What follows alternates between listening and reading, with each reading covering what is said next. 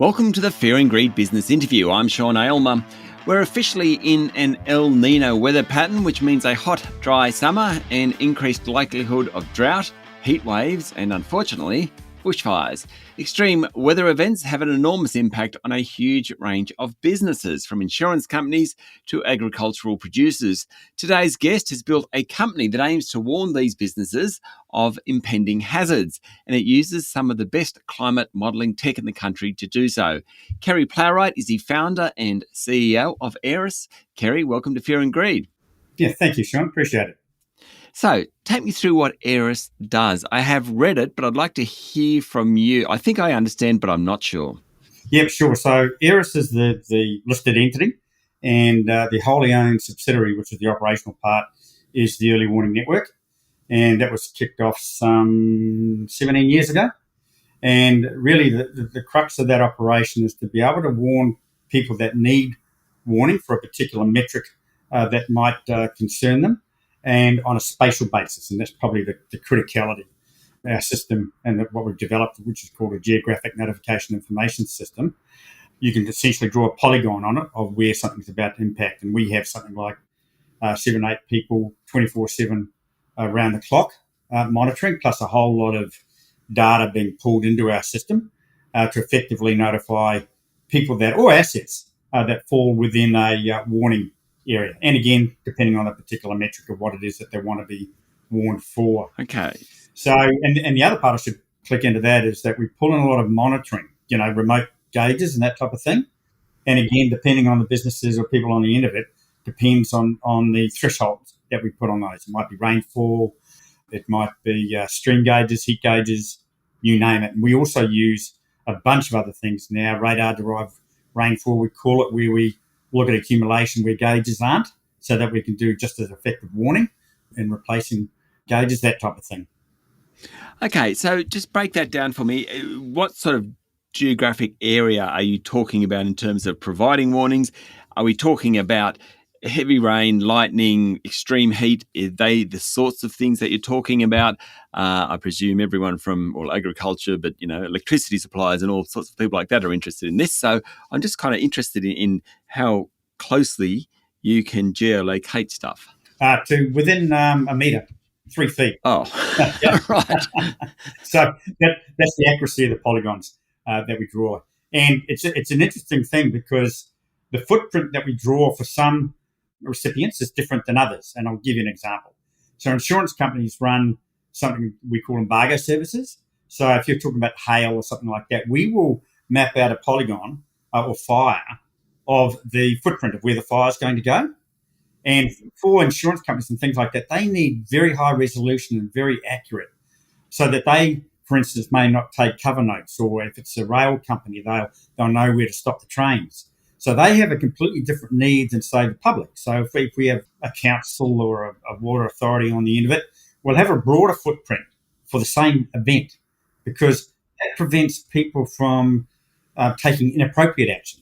So that they see an event of smoke or something on the horizon, they may get scared and jump in their car and actually inadvertently drive into it. Yeah.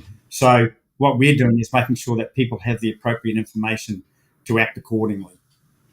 Now, Kerry, I hesitate to ask this. How do you do it?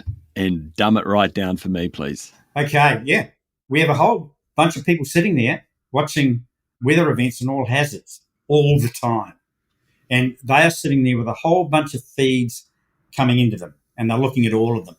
And we have a lot of automated systems that will kick into gear and let them know what particular events which they need to draw their attention to.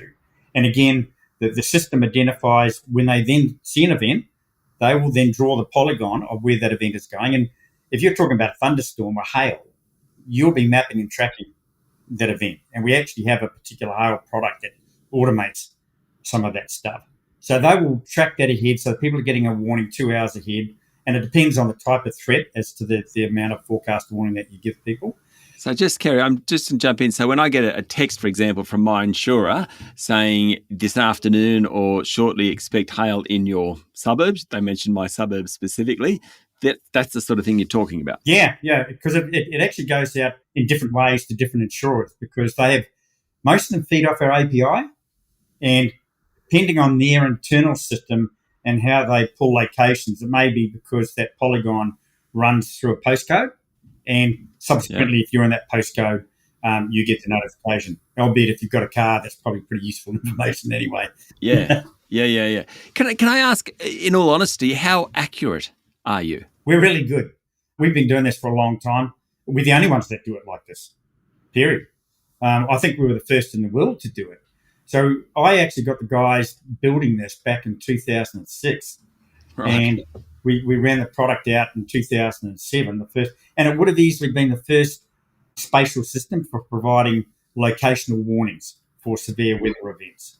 It's just that, it was a garage in Terranora out the back of Coolangatta. Right. Whereas if we'd been, in Silicon Valley, it might have been a completely different story by now. But we were doing that, and in those days, it wasn't easy. We had to hard code it. You're talking MS SQL and ASP.NET, and there were no services that delivered any sort of locational stuff. And we were trying to, if you look at how you figure out somebody's in a particular polygon, the system isn't actually figuring that out. It's figuring out who's not in it. Right. So you draw a polygon, and if you've got 500,000 people in there, it's got to suddenly figure out who isn't in it really quick to know that who is in it. And then it could just be 2 people. And then off it goes. Because we could draw a polygon around a house, and just those people would get it if they were in it. Stay with me, Kerry. We'll be back in a minute.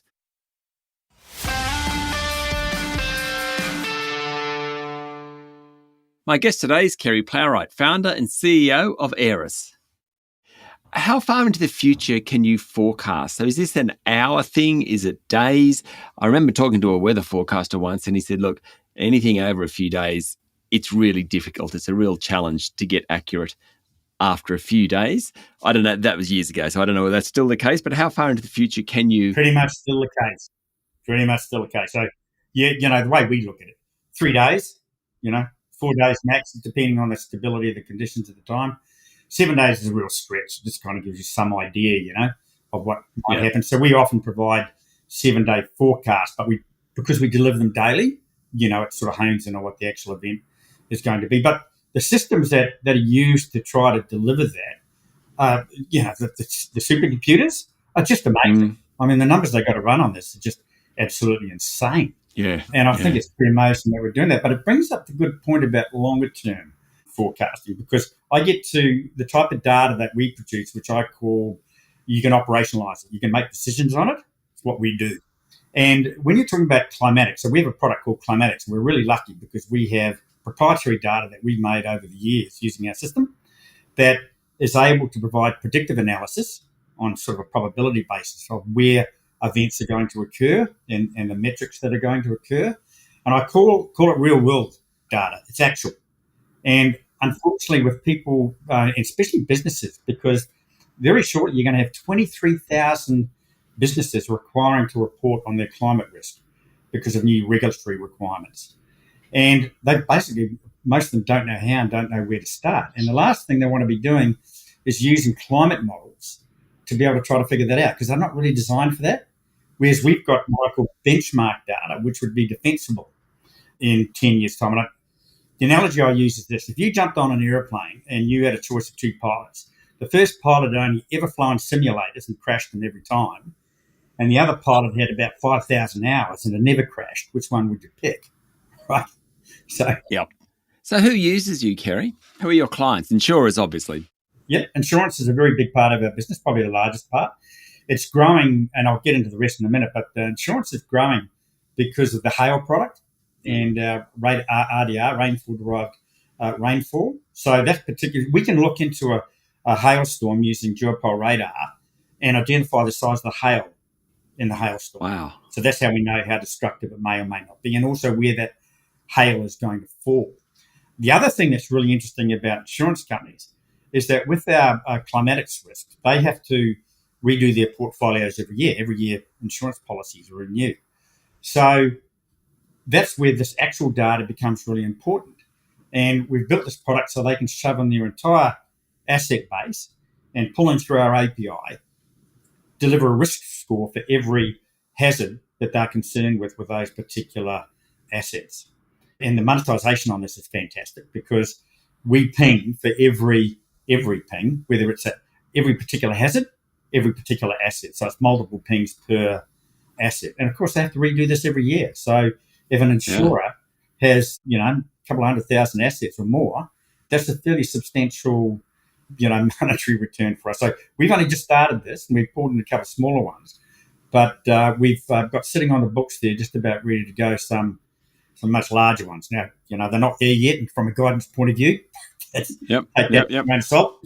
But, it will be a fairly significant change for us if we're able to deliver one of those in the near term.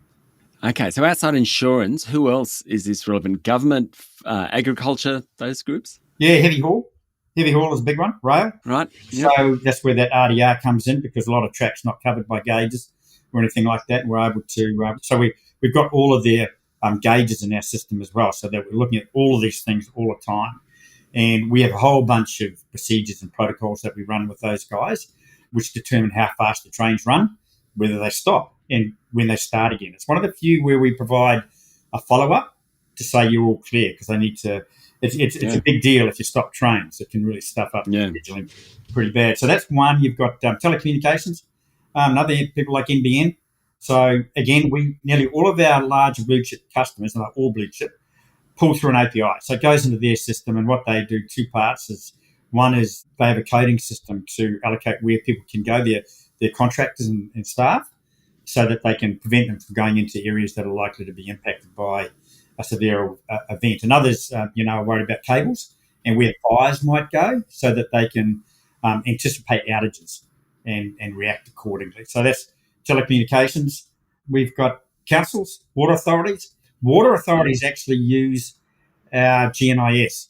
So in addition to us just going to them with our warnings ourselves, they actually use our main platform to deliver their own notifications to people downstream of the dams. SEQ Water, New South Wales State Water, Melbourne Water, people like that. So that's another one. Councils and Parramatta City Council, Newcastle City Council. This is where people become important. I know tech is great, but people are still really important. So these sensors I talked about, 20% of the time they go off incorrectly, or they break, don't go off at all.